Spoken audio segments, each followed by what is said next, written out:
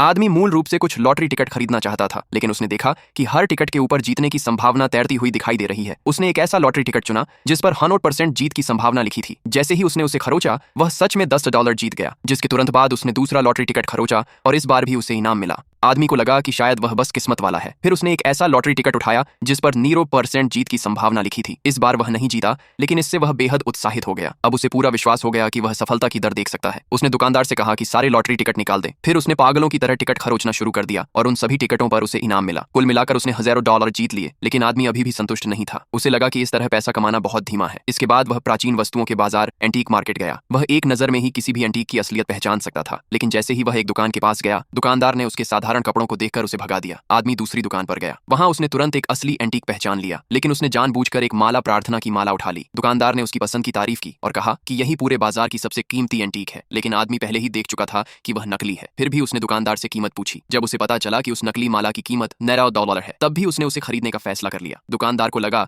कि उसे कोई मूर्ख मिल गया है और वह मन ही मन खुद को बहुत भाग्यशाली समझने लगा। तभी आदमी ने जमीन पर पड़े एक मेंढक को मुफ्त में देने की मांग की। दुकानदार ने बिना सोचे समझे हाँ कर दी। पैसे लेने के बाद जिस दुकानदार ने उसके फटे पुराने कपड़ों के कारण उसे नीचा समझा था, वह अब बहुत पछताने लगा। उसने जल्दी से एक और चीज निकाली और उसे भी कीमती एंटीक बताने लगा, लेकिन आदमी ने उसे अनदेखा किया और सीधे वहां से चला गया। दुकानदार का यह व्यवहार बाकी दुकानदारों ने भी देख लिया। बाद में वह दुकानदार अपना सामान समेटकर घर जाने की तैयारी करने लगा। तभी उसने देखा कि वही आदमी किसी और को एक एंटीक बेच रहा है। असल एंटीक उस मेंढक के मुंह के अंदर छुपी हुई एक मोती थी। एक बूढ़े आदमी ने उसे खरीदने के लिए लाख की पेशकश की। यह दृश्य देखकर वो दुकानदार पूरी तरह से सन्न रह